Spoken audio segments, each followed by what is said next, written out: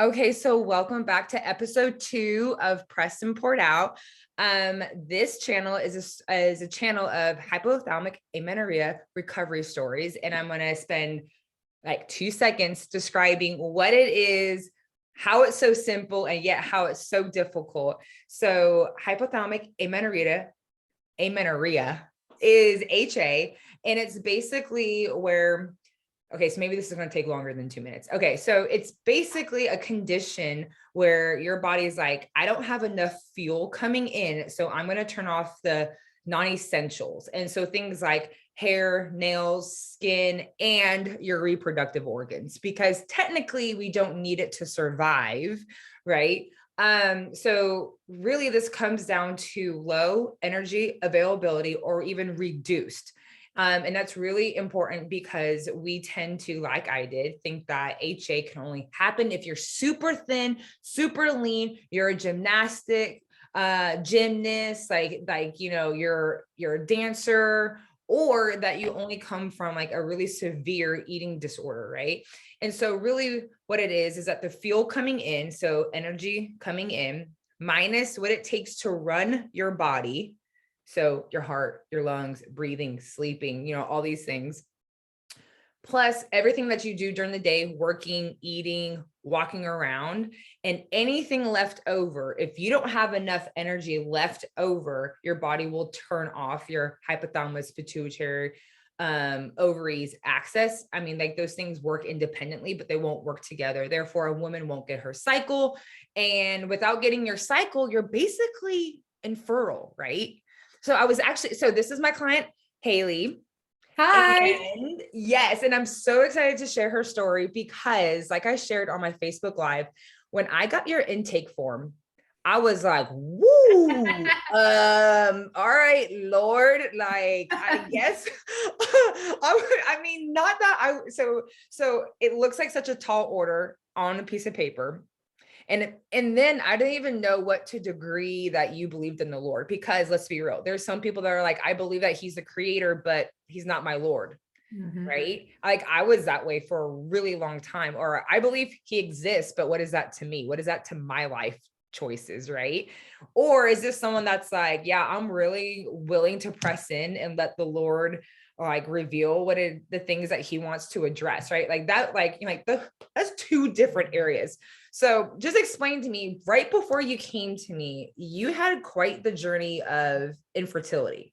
Yes. Saga. So start off there. Yeah. So start off there. Okay.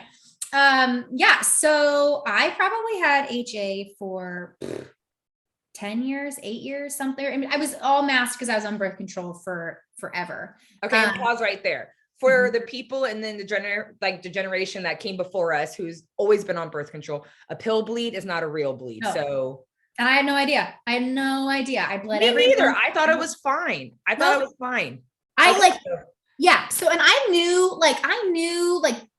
maybe it was going to take me a while to get my period back when I came off the pill, only because I had started hearing more about it. And then I actually went on the pill because I had lost my period in college. I was a collegiate runner for a year, and then I stopped running, but kept doing it on my own, but I didn't know how to do it in a healthy way.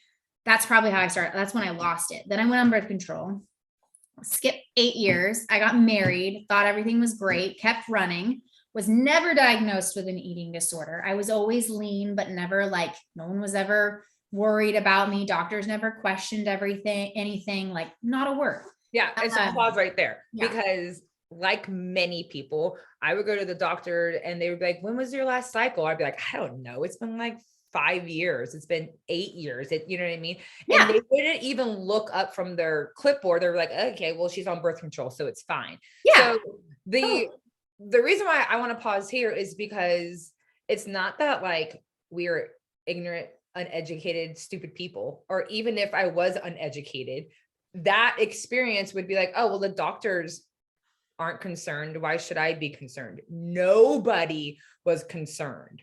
Not at all. It was not an issue until I wanted to come off the pill so that we talked about getting pregnant. That was the only time it ever became a thing, was when I wanted to come off the pill. And 3 months went by, period didn't come back.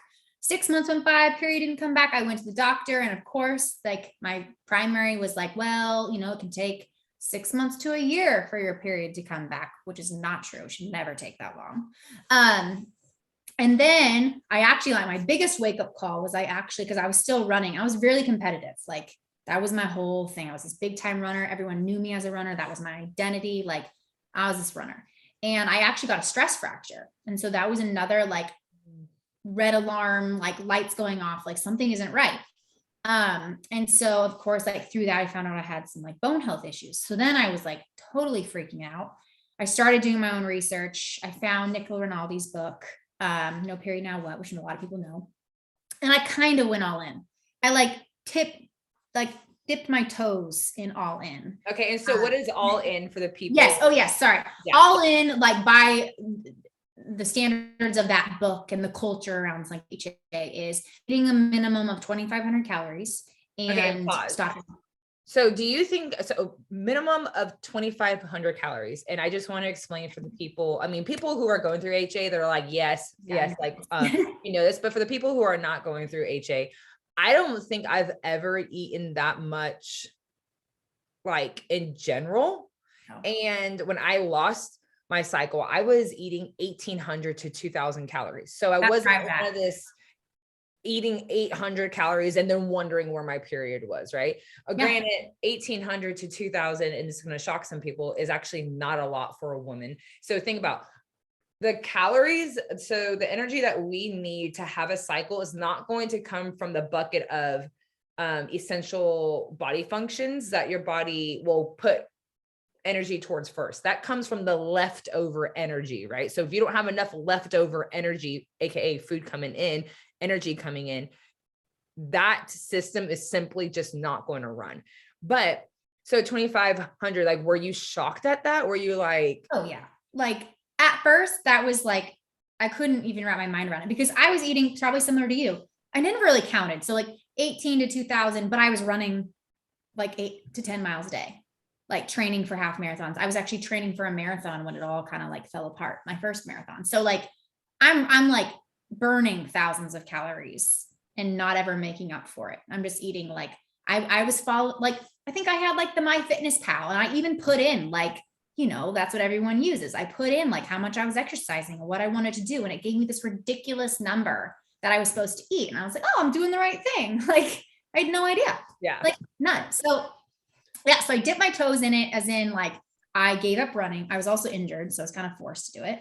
And I started eating more, but I only lasted like month and a half, 2 months. And I just freaked out. I was like, I just, you know, you put on a lot, for when going through it, usually you put on a lot of weight quickly, and a lot of it's water weight. So it's not real. So you see those transformations and you're just like, it's not working, all this stuff. So I panicked. So of course, at that time we were trying to get pregnant. So I was like, I had that in the back of my mind. So we went straight to a reproductive endocrinologist because I was like, my body must need some help because it's not doing on its own. It's been like 2-3 months and I'm still not there, but I've gained all this weight and I'm not exercising, all the excuses in the world. Yeah. So what's interesting, and I'm glad that this conversation is taking this turn, is normally most people will get referred to like you start off with your PCM, and then you wind up going to a gynecologist, and then you wind up going to an endocrinologist, and then like you wind up going to a reproductive endocrinologist, right? Like not many people actually go from your PCM to your reproductive endocrinologist. And just for people who've never navigated the medical community, and I'm not anti them, I'm just saying there's some obstacles that obviously you can get into your OBGYN soon, right? But then to get into an endocrinologist, there is usually a 6-month wait, and you only see them every 6 months. So could you imagine someone wanting to get pregnant, or someone's cycle that happens monthly, waiting 6 months before you see someone again and be like, this isn't working, something's not happening. So did you go straight to your reproductive endocrinologist? Yeah, I was lucky. It was like the start of the pandemic. And so I think like a lot of people put like having kids at first on hold so that she had more openings. I don't know how I got lucky in that sense. I mean, that makes sense. I honestly wish it had taken more time because I would have given it more time back then. But this was like 2 years ago. So this is the first time that I did all this. So we went down the fertility path. I took like the first step in the fertility world is you take oral medications to ovulate. So that's like either clomid or Femera. And I did that because that's really important. But did she ever like look at your labs? Did she ever say like, hey, yeah, this is totally HA? No, everything other than my estrogen levels, everything was totally normal. My like LH, FSH, they weren't even on the low end of normal. They were smack dab in the middle of normal. So they didn't. So that's the thing about HA is that the labs will come back normal to low, right? Yeah. And so if like you have endocrinologists or reproductive endocrinologists or OBGYNs that are not familiar with HA, which most of them are not, unfortunately, they literally just see you as infertile.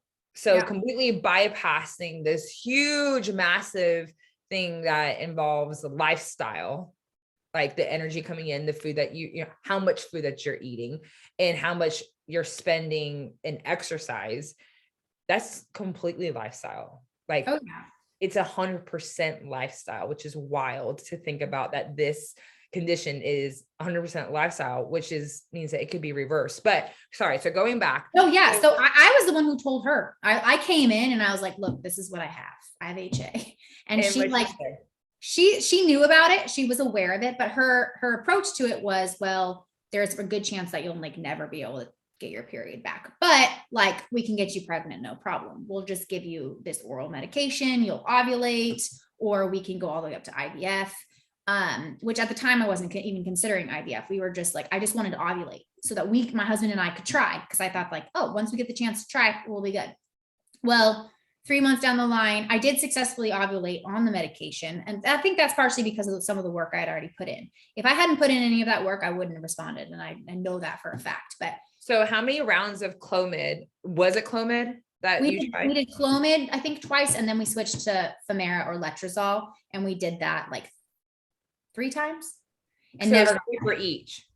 Yeah, we did. Yeah, we did. And a couple times I didn't respond. So we like had to cancel the cycle. And then I think like we had 4 natural tries that didn't work. So I would ovulate and I'd get a period, but I wouldn't get pregnant. And so, which is interesting. Pause. And I'm gonna have to, and like, I'm gonna like look this up. So this is how our like sessions go. PS, if you're ever wondering how like our sessions go, I'm pretty sure like there's a best practice of not using clomid or letrozole more than like 6 times. Like, yeah, I'm gonna have to double check because I don't want to like throw anybody under the bus because that's not my heart. But a lot of people don't know that there is actually like, you can't just take clomid or letrozole willy-nilly forever. Like, no, I can actually answer that. The clomid affects your uterine lining pretty significantly. So they only ever want you to take it like 3 months before you switch to letrozole. Letrozole has less side effects or long-term effects,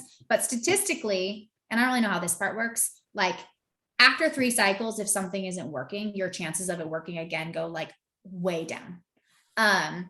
So that's like the place that we hit. And those things, like those drugs, like it sounds so easy. I was a crazy person. Like I have a history of like some anxiety, the clomid, like I was having panic attacks. I was a hot mess. So like, it's not a pleasant experience just in that. Nor is it a pleasant experience to be like, I'm going to take this. This is going to fix all my problems. And then it doesn't. No, it doesn't. Not at all. Never mind the hormonal thing that has to happen, which means that they have to. And again, like I'm not super well-versed in IVF. All I know is what it does and what it does not do and what HA recovery does when IVF does not work. Anyways, and we're going to get down to that. Yeah. But like you would have to push your estrogen levels high enough to force an ovulation, which would, and so anybody that knows, like, and think about an artificial push of hormones in your body does not ever produce like this natural reaction. No. So it makes sense. And think about estrogens tied to anxiety. It makes sense that there was an emotional and a physical like whirlwind going on. Yeah, I think one of the cycles that I ovulated, my estrogen got as high as like 600 something, which is not a normal like ovulationary number. No. Yeah. Not even for you. So I was crazy. Like not even for you knowing your tests once you actually did start to ovulate. Yeah, nope, that's too high. It's a really high number. And like, so anyway, Yeah. long story short, it didn't work. We ended up having as part of like the treatment, my husband was tested.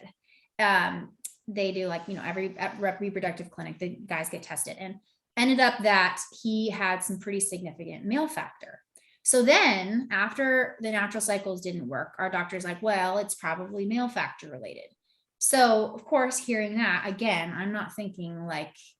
I'm just thinking, well, this is all normal infertility stuff. Like we should, escalate. I'm not really kind of connecting the dots between my HA at this point.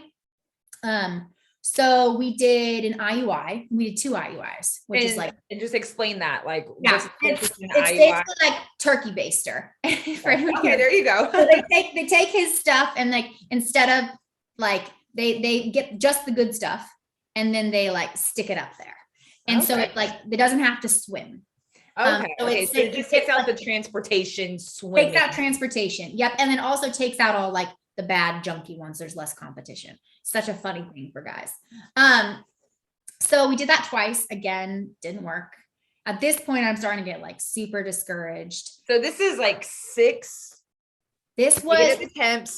negative attempts with just the pushing ovulation, and then 2 unsuccessful attempts with IUI. So we're like 8 months past. And at this point, I've kind of forgotten about recovery. I'm still not running, but I'm definitely not focused on eating the way that I was. I was walking a ton. Yeah. And like, what is a ton? Because I think some people don't understand the capacity that people with HA, and this all comes from the diet industry. So like, that's not like, you know what I mean? Think about if like a woman walks 10K a day, that's about 5 miles, 5 miles times 7, that's 35 miles. So we're walking more than a marathon a week. So so I was even more than that. I would walk. So I was a big step counter. I had like, I think my daily, I was getting like anywhere from 18 to 20 something thousand steps a day. And that was like a normal day, anything less. And I'm a nurse, granted. Yeah. So I'm on my feet all day long, still getting these steps, like walking at breaks. And, I was telling myself, well, it's not high intensity, so it's fine. I'm not. The things we will tell ourselves. Oh yeah. So much. And like, again, I'm still like, this isn't coming from a place at this point either of like wanting to like be super thin. Like I'm still naive at this point. I'm just like, it's not, again, and I think I relate to a lot of women who say this, like, it's not this intentional thing. It's just, I didn't understand. I didn't get it. And so anyway, our doctor finally was like, and we were tired. I was tired at this point too. So our doctor's like, well, I really recommend IVF for the combination of my stuff and my husband's stuff. She was like, the chances of you getting pregnant naturally are really low. And you're going to. How many times do you think she told you that? Cause I'm just like curious, you know what I mean? Like whether like we realize how much, I mean, because at some point you wind up like agreeing with this word, and you're like, I don't, you know what I mean? That's spoken over you over and over and over. And granted, there is some evidence of loose evidence, evidence of it being true. So you're just like, I don't think she's lying to me. Right, you don't know who to listen to. You stop, like I lost the ability. Like I had so many inputs. I had like the HA world, and then I had this doctor who was well-renowned. She's from like Stanford. So she's like, her word to me like meant a lot. I had so many inputs that I didn't really know what to believe, but I did know that like at the time, like baby was his number one thing on my mind. We had good insurance too, which was another like helpful factor. We're like, okay, well, let's just go for it. At this point, I'm like 29 or 28, 29. So I'm also like stupidly like, oh, I'm getting old. Not true. But so anyway, we decided to go for it. And for IVF, right? IVF. Yep. Okay. We went for IVF. So we did a round of IVF. The retrieval actually went really well, which is actually really common for HAers because we have a lot of eggs because we're not using them.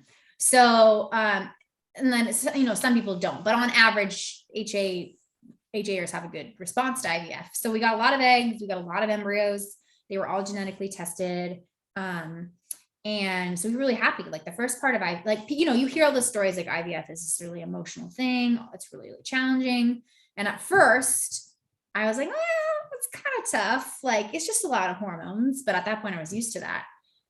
Then this was last last January, last year, this time actually, like March, we did our first frozen embryo transfer. And one thing that was a struggle as we were doing our transfer, like they give you synthetic estrogen and progesterone to build your lining because you're not ovulating. Normally when you ovulate, the hormones secreted by the egg do that, build your lining itself. Well, wasn't ovulating. So they gave me those drugs and I was having a really poor response to the estrogen and progesterone. My lining just like wouldn't get thick. They wanted, I think for IVF, like above 8 millimeters. And I was like sitting in the 6, 7, 7.5 range. But of course my doctor is like, well, some women, and they're just like that. It's just their genetics. It doesn't mean that there is a problem. So that's what they told us. So we went forward with the transfer and it was a chemical pregnancy, meaning it tried to attach, but it didn't last very long. And it ended up being like really complicated. The miscarriage lasted like weeks. They even thought it was ectopic at one point, and we don't really know at this point. Traumatizing, like so traumatizing. I was like hearing the word miscarriage, like even though it was so early and like I wasn't really pregnant, it was just, and then I had to get testing done for weeks for my levels to go back down to 0. It was just like our daily reminder. I was devastated. But again, of course, they say, well, the chances of your first time happening, like, it's 50-50, happens a lot that the first go doesn't happen. So I like emotionally recovered. And then we went for it again in, I think, June. Same thing happened, like exact same thing. My lining was not that great. She didn't have a reason for it. She just said that I didn't respond well to the estrogen or the medication, but that it was worth giving it a go. Exact same thing. I had an early chemical pregnancy that ended up being complicated. It was like a nightmare. And at this point, I'm emotionally like, I'm on the floor. Like all my friends are having kids at this point. So there's just so many factors going into the emotional piece. I'm just so angry at God. Like, how could you do this to me? Like, where are you? Also in the middle of the pandemic, I was just a hot mess. So again, we were waiting for my levels to go down. And during this time, I had started having these like tugs at my heart, which now looking back, like obviously it was God and come on, Holy Spirit. Yes, totally pulling on my heart. And I kept wondering like, well, is the lining issue related to my HA? Because I kind of forgotten about HA at this point. Now I'm like so deep in IVF world, which is a completely different world. Like there's a whole nother community for IVF that I've kind of forgot about it. And I kept having these tugs like, well, maybe like I just didn't put on enough weight, or, even though my BMI is like super normal now. And, I'm still walking. Pause. Sorry. Yeah. Did your doctor ever think that your weight, that like you were underweight? Nope. Because by the time I came to her, I had already gained, I think, I had gained probably, I don't know if you want me to say. Yeah. Okay. I had gained probably 20 plus pounds at that point. And like I said, I didn't start in the underweight category. So like they looked at me and I'm like the super healthy, like BMI is like optimal, according to even Dr. Rinaldi's book. I think she actually edited this in her newer versions, but she had like a goal fertile range. And I was like, well, in the fertile range. So that was never talked about. She during IVF, my doctor had recommended exercise. She said exercise was good because of all the like hormones and emotions I was going to have. So I listened. I was on the Peloton. I got a Peloton a couple of years ago and I hadn't used it. And I was back on it. Thinking that like everything was fine because it was in the hands of my doctor, until I started getting these pulls. And I was like, I just feel like if I don't try to fix my hormones and at least see if it's related, then I'll just never be able to let that go. Like even if it were to work, like I would never feel good about it, even if we got pregnant in that situation. And I had just never fully let go. And so last September, we were going to do our third transfer. I told my husband, I was like, I got to take a break, which was the hardest thing in the world to say. You've been trying to have a baby for months and you're like, let's put it on pause so that I can fix my hormones. But at this point it was 6, 8, 10, like at least 10 Oh, tries. I think 10 tries and over. I mean, like plus, I mean, like outside of like naturally trying, right? So like this is just a year and a half of time, probably. Yeah. It's a long time. And so that's when I started again. Now this is where too, it's really cool. Danny's community, the HA Society, had started like building. So there was more information about HA. And I had heard, you on one of her podcasts, and the fact that you like had a faith and all that stuff, like it spoke to me so much. And so then I found out you were coaching with her.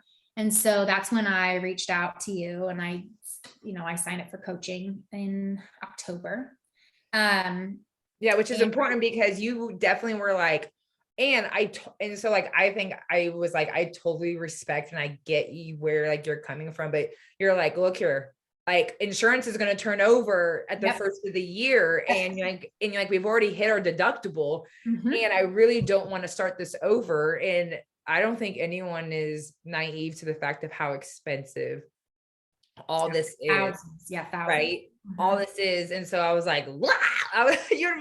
No pressure, coach. No pressure. No pressure. You know what I mean? To the point where it was very much. And one of the things I remember talking to you about was, do you think that we've potentially gotten too used to being on a timeline? Because whenever we step into the IVF world, we are able to say, well, we're going to push ovulation on this date. We're going to move forward with the transfer on this date. And then we should see something on this date. And then like, we'll retest on this date. And you know what I mean? It's very much this, if I do this, then this will happen. Then this is the next step. And then going into the HA world, it's like, that's not how we roll. And that was my biggest struggle. Like you asked about like my faith and all that stuff. Like I had my whole life, this was like I called it my biggest gift in life. Like if I wanted something, I freaking did everything I could and I got it. Like, and that sounds prideful. I'm not meaning in a prideful way. It's just like my discipline was like this gift from God. And like, if I put my mind to something, like it was going to happen.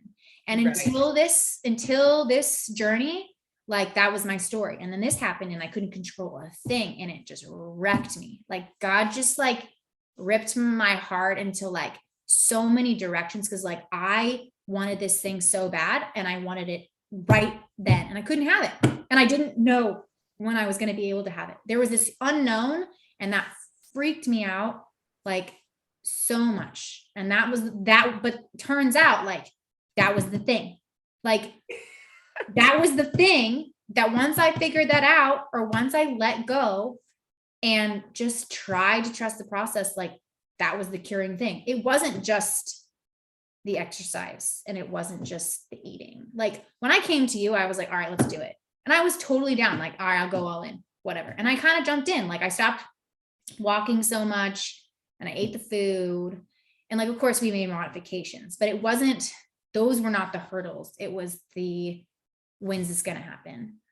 Like, I don't want to do this forever. Why am I so unique in that I have to do all the extremes? Like I just, because you hear stories like, oh, I had to give up.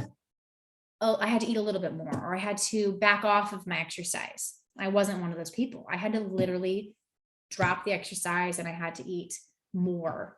And I had to gain a lot of weight, like truthfully. Yeah. So much to that. That's like my faith part right there. So we come back to that. But anyway, to end the pretty story, I worked with you for 3 months, and we started in like late September. I had my first period with ovulation in December. Yeah. So 3 months. 3 months. Yeah. So bad, hard months. Yeah. Well, hold on. Let's like pause because there's so much I want to. Yeah. All that. No, but I totally relate to, and I think that we are told this thing is that if you work hard enough, you can do anything. Yep. And while I appreciate that, I don't really know if there is anything that says, well, what about God's will? What does he want for you? What are the things, you know what I mean? But no, like, like we've been bought into that. No, I have learned that if I work hard enough and long enough and I persevere long enough, it will happen. And so from my journey, I was like, I just got to keep pushing this. I'll just eat a little bit more and I'll just rest a little bit more. And I'm going to push this. I'm going to push this. I'm going to push this until it breaks, because I'm not breaking and it'll happen. Right. Yeah. And so it's very much that mentality that when it's in the hands of the Lord, it is fire. But when it's operating through our flesh, it's absolute stubbornness.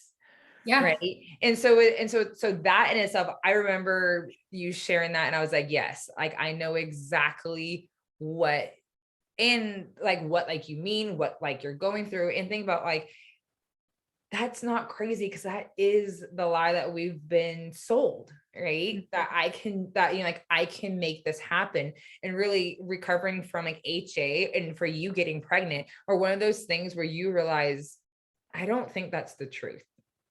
You know what I mean? And then like everything starts to crumble, like, well, what else isn't true? What else can I not control? You know what I mean? And then it starts to spiral more and more and more and more. But you were talking about kind of like this timeline. And I feel like that's the biggest area of growth that I have seen in you, because I mean, and it was a logical timeline. Like, so not only did you, like, you came to me in September. So normally it takes about 3 months. It can happen faster, right? But normally it takes 3 months on average. And then that's when we start kind of trying if someone wants to try. And that, I mean, like, it was only like 4 months, I think, that like we had before you're like, I'm going to do another round in December. Yep. So I think it was, so September, October, November. It was 2 months. Yeah. She was like, I want to recover and be pregnant in 2 months, or else I'm doing another round. I remember praying like, Lord, I need you to come upon her. And I mean, I just remember really praying and interceding, like, Lord, like, I know that we can do this. And I understand the logic about wanting to get pregnant in December, but we need more time. You know what I mean?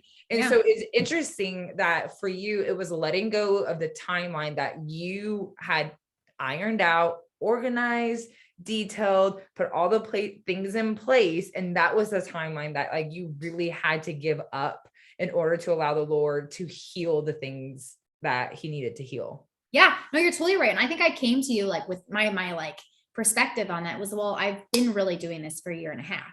So I get it. I'm like not an HA newbie. Like I like I've already gained the weight. Like it's probably just this like one tiny thing that I have to change, and it's all going to come back. That's what I was telling myself. And I truly believe that. Like, and maybe it could have been that, but there was this heart piece that hadn't changed. Like I still held on to this like need to control, not so much the way I looked, but just I needed to control what was going to happen to me. Yeah.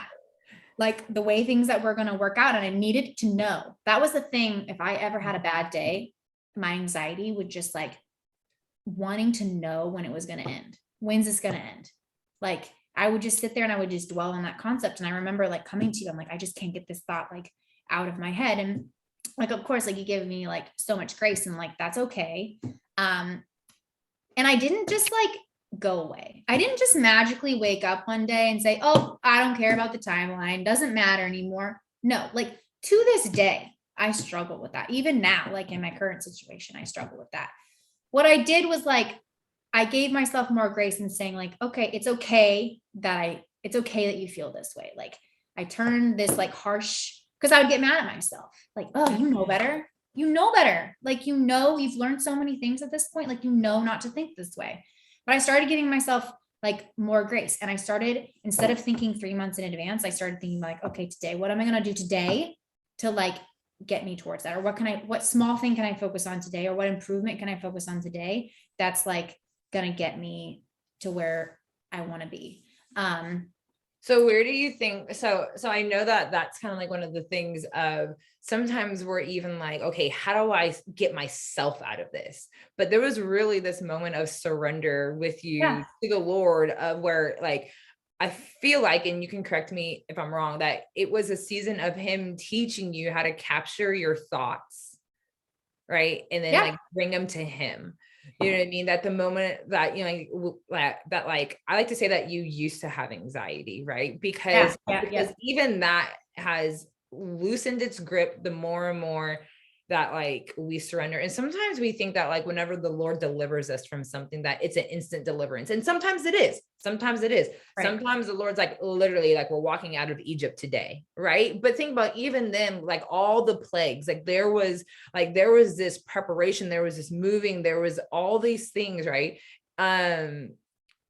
To then move them. And then even then they didn't even get into the promised land, right? It took them 20 years. But I'm always like, I'm not taking the 20-year route. Lord, I surrender so I could do the 10-day route, right? Like I'm not in this for the 20, you know, for like the 20-year route.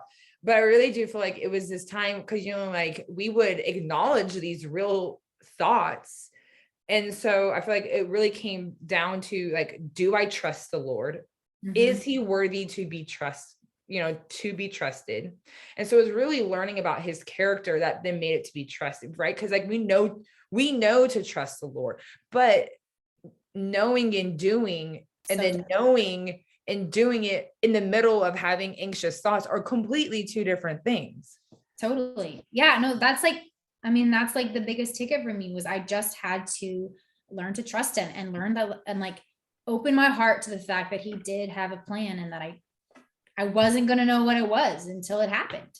And like, I couldn't control that. The only thing that I could do was like what I knew God needed me to do. Going back wasn't an option. Like I already knew that at that point. At this point, God had very clearly like said, like, no, you need to do this. Like you need to do it for yourself. You need to do it for your husband who's also in this journey with you. Like, and he gave me this like strength, even on the hardest days, to just like keep doing it. And it wasn't easy. Like there's not a part of those 3 months that I look back and like, yeah, that was super fun. Like, yeah, no one looks back and be like, yeah, I'll do that again tomorrow. Yeah, loved it. No. So even though you gained weight, because like my story is very similar, like people don't realize that I had to gain 40 pounds. Yeah, it's probably 40 pounds. Yeah, I think I was pretty close to that. Yeah. I think I gained like 30 to 40 pounds. Yeah. In order to, and so like seeing like, so on top of seeing your body change very fast, you know what I mean? And then having to believe in a world that is all about dieting, being smaller, being defined, having to let go of the runner identity, had to let go of being productive, things being on time. I mean, like there's so much of our heart that the Lord is consistently pruning in order to bring us to this place to walk out like healing. Would you, I mean, because I even remember you and I talking about how much more food that you still needed to eat, even after gaining the amount of weight that you did, in order for your body to be like, oh, we good. Like, like everything is okay, you know, for all the signaling from the hypothalamus to the pituitary, to the ovaries, back up to the pituitary, all this cycle that like it has to run and go through. You know what I mean? Yeah, it was a lot of food. It was a lot of food. And like, I remember like, it was so challenging. I would send you pictures and you're like, hold me accountable. And like, every time you said like, you could do more, it just like, like, oh no, like I kept going into it like, oh, she's going to say that was a great day. Like, I'm super proud of this day. And every time she's like, good, but you could do 2 pieces of bread, or like, I'm like, girl, I don't know. Like, wait, you want to get pregnant in 2 months and you're sitting here eating 1 piece of bread? What are we doing with our life? Yeah. Right? Yeah. Well, and you know, at the time I was like so proud of myself. And I will say that you did phenomenal. So I kind of want to just, anybody that's listening to this, who's like maybe potentially coming off of IVF, trying to maybe taking a break, seeing what's going to happen. So like I had you charting your basal body temperatures immediately. Oh, yeah. Immediately. Because I was like, look here, well, if you want to get recovered and pregnant in 2 months, Lord, I need you to like rest upon her.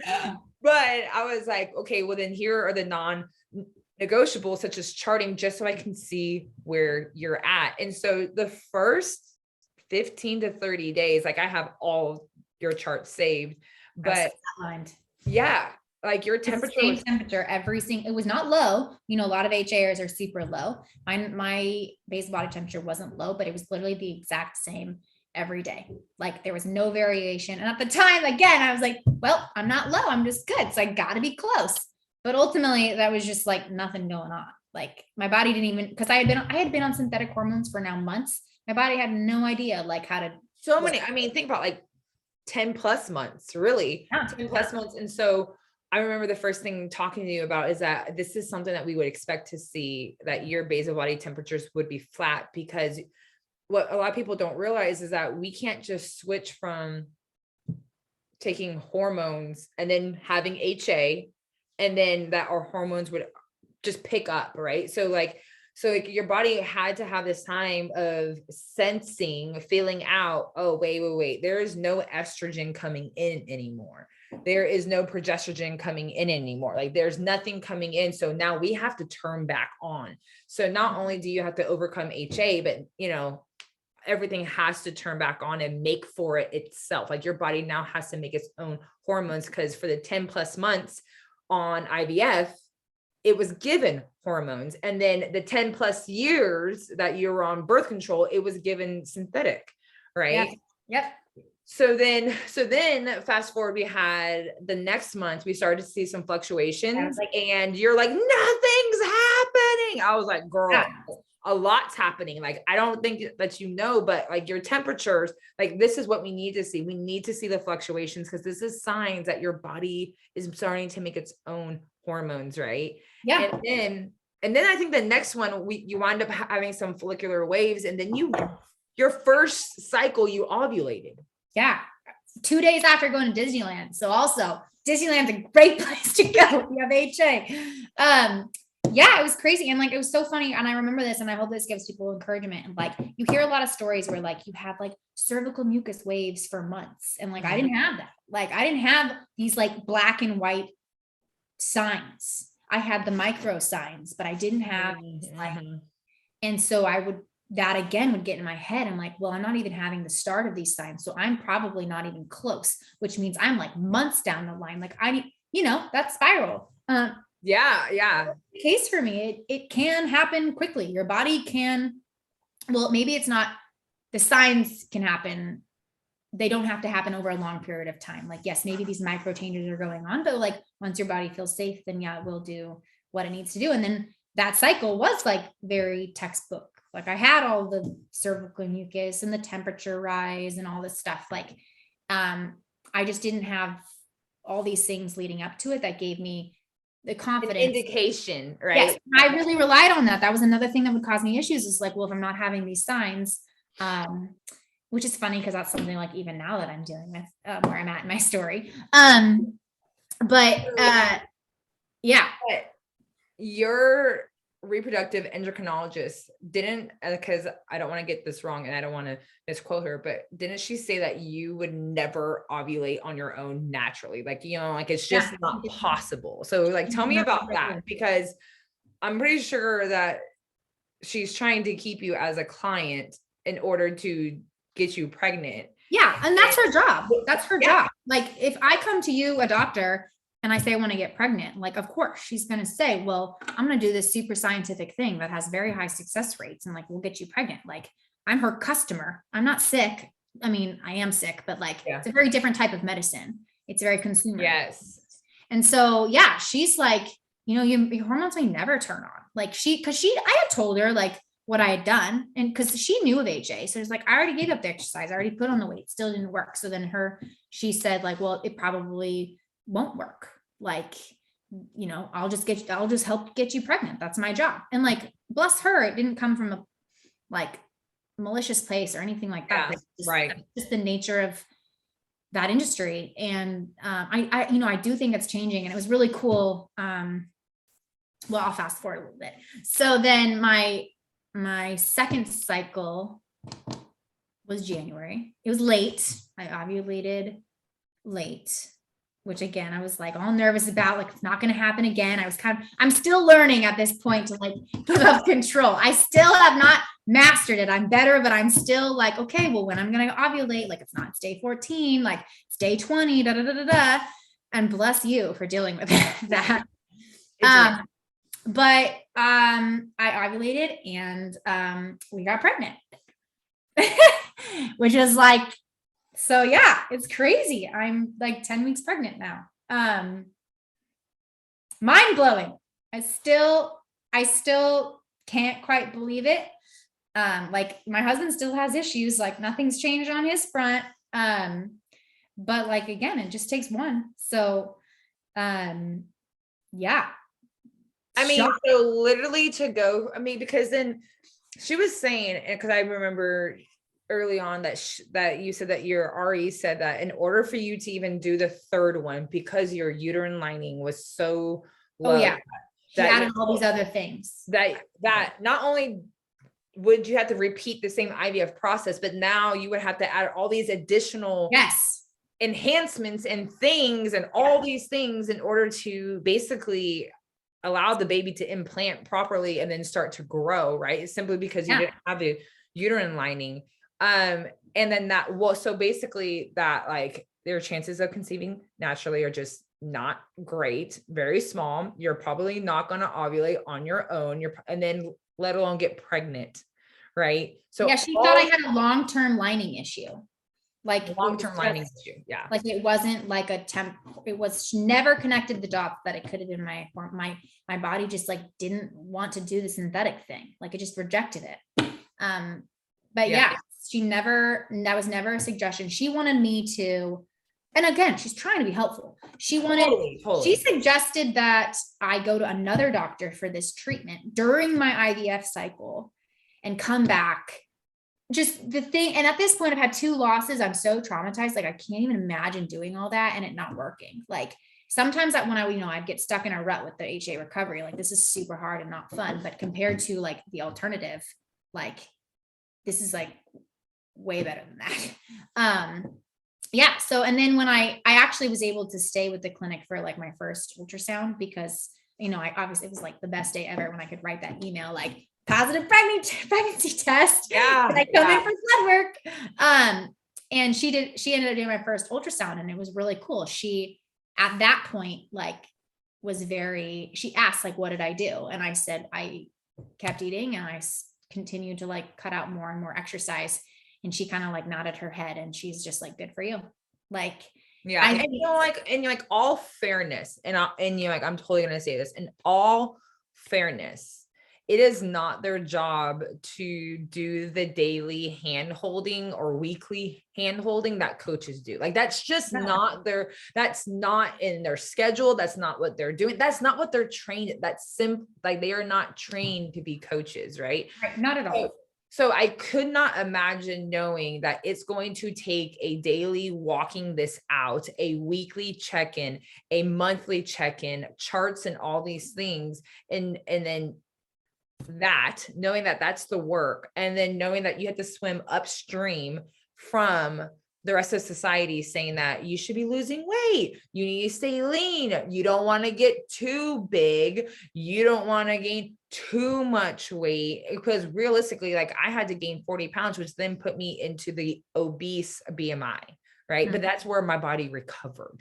So how ironic is that, right? So to not only go upstream and it's not just, okay, so then that's the society part, then it's the worth, then it's the identity. It's the trusting the Lord, like, right. And so think about that was just simply not in her wheelhouse or capability, nor that's not her job. Right. So it's very interesting that it's not. So while it is a simple fix, we do need to eat more and you do need to gain weight and you do need to rest.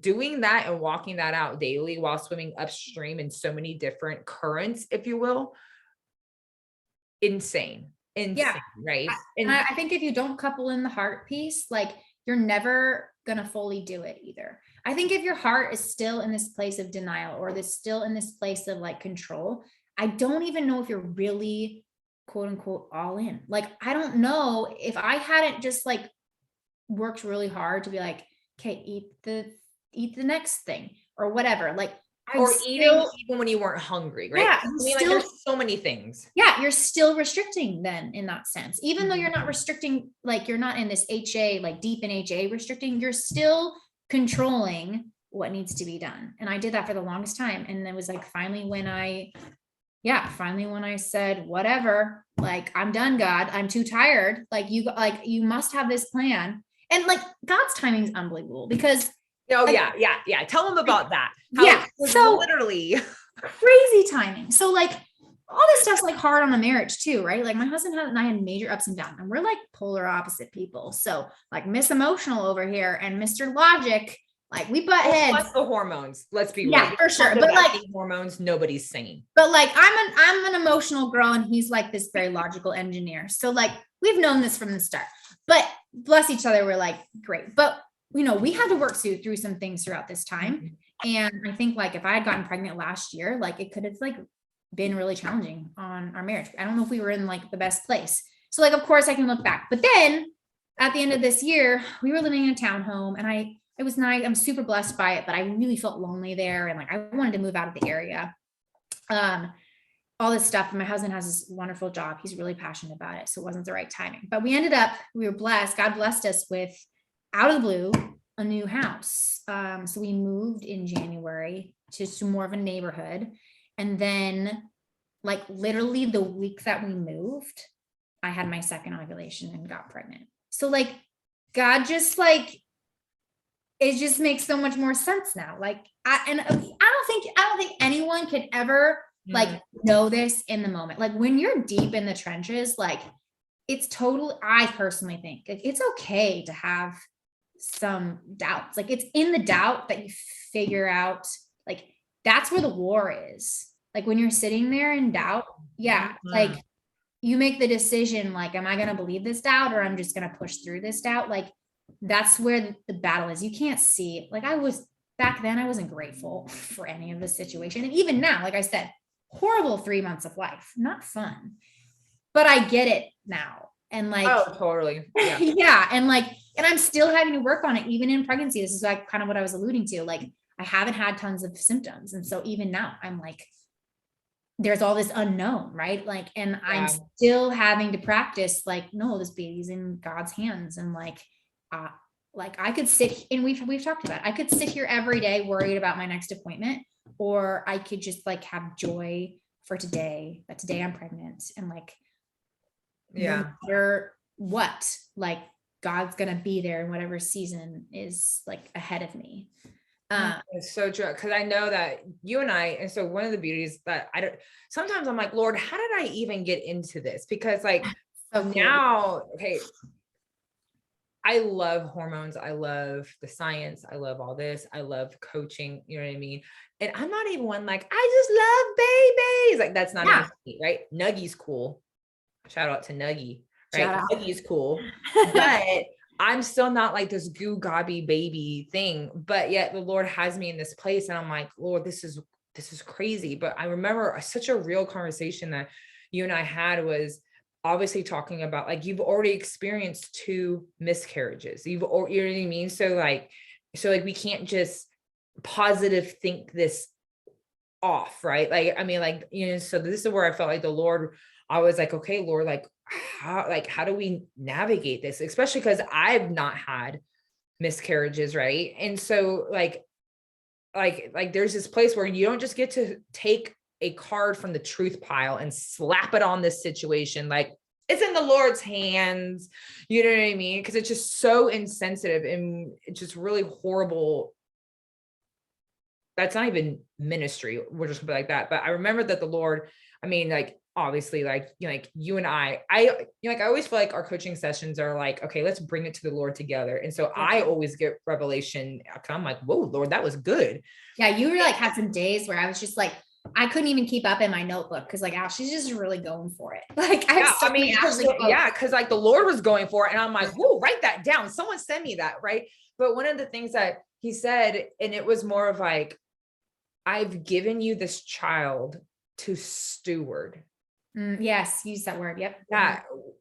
Regardless of the days, right? Like regardless of how many days like you have this child or that like I have given this child to you. You know what I mean? Like the only thing that we really can do, because we can't prevent a miscarriage. That's the craziest thing about miscarriages is that like outside of obviously not doing drugs, drinking and obviously not the things that we're doing anyways, a lot of people feel helpless because it's like, how do I stop this from happening? And outside of the things that we're already doing, right, there isn't anything else. So it's really this place of, not only did I have a timeline, not only do I have previous hurt, but now like I have the answer that you've given me. And now I've realized that I have no control, like, and I've never had a control. And so that's where I really And I think that continues for like the rest of life. Like, it's not just like it got through HA and now like I'm going to understand all these uncertainties in life. Like now there's pregnancy, then there's going to be a living child. Like there's going to be, like stuff for the rest of my life where I'm going to have to learn, and hopefully I'll be able to use these, like some of the skills and like the trust that I've built, like to get through them. And like, if what better time before kids, honestly, to have learned some of these stuff, as painful as it is, like to learn how to trust. And like I said, like I still struggle with it daily. Like I'm nowhere near where I want to be in trusting God. Like, well, I think that's, well, so two things. Yeah. Well, think about acknowledging, like, I see so much growth and thank goodness I'm not where I used to be. Yeah. And what does it look like to steward this child? Because I think when, you know, like whenever we think about stewardship, we acknowledge that this child isn't ours and that like it is the Lord's, right? That he or she is the Lord's. And one thing that I have to remind myself over and over is that God loves my child more than I could even love my child or could even comprehend. And so that's where I'm like, okay, I know that he's good. And then it's like, I think even as parents, you realize I can't really protect my child. I mean, like I can obviously do the things, but when it comes to like life, like you can't truly protect someone. And again, that's where the Lord's like, I never called you to protect them. I called you to like empower them. I've called you to steward. Like, so whether you have this child for 3 days, 13 years, 30, 60 years, like your job is to steward this child. And what does that look like now? And I remember us like breaking it down, like let's not just say this, but what does that look like now? And what you said, it looks like I'm having joy today for this child, because that's really the only thing that I can do. Like, that's what I can do, have joy. Yeah, totally. And then, like I said, and it's still, even now, like 10 weeks in, it's like a daily thing. And I think like, as with anything, the more you practice it and the more you like develop habits you kind of around that, like the easier it does get. And like my anxiety probably would have been at a whole nother level if I was pregnant, you know, several months ago. Like it's a habit that like we learn. So think about it's not just like these habits, but it's a habit of learning to go back to the Lord, be like, okay, you're good. Yeah. You're good. Remind myself, you're good. You're good. Okay. Totally. Or you're a good father. You know what I mean? And it's like, those are the things that we practice, right? Practicing going to him. Yeah. Because for the longest time, I've been a Christian my whole life, but like, as I'm thinking about it, like I've relied on myself. I believe in, I've had a relationship with the Lord my whole life, but I've relied on myself the whole time. Yes. I've determined my path, even though I know God's there and all this stuff, like he's never really been leading. I've just been like, you can come along with me, but like I'm driving. And now it's obviously like, this has all shown me that it's very much not that way. It's never actually been that way, and it never will be that way. Yeah. Oh my gosh, girl, we could keep talking, but I just want to just kind of go through one question. Like, what is one area that the Lord really wanted to address that you were surprised by, that you're like, that's connected? You want to address that now in the midst of this? You know what I mean? Like, yeah, gosh, I think there's a lot of those moments, but like, I think the biggest like gut wrenching thing is like, God asked me to like, I don't want to say go all in. He asked me to like, not just fix or work on one area of my life. He was like, no, like you got to do all of them. And once you like work on all of them, then I'm going to show you my plan. It wasn't just like, because when it first started, I was just like, my running identity was everything. Like I was a runner. like my whole life. And so I had to let go of that first. And that was hard, but I kind of got over it.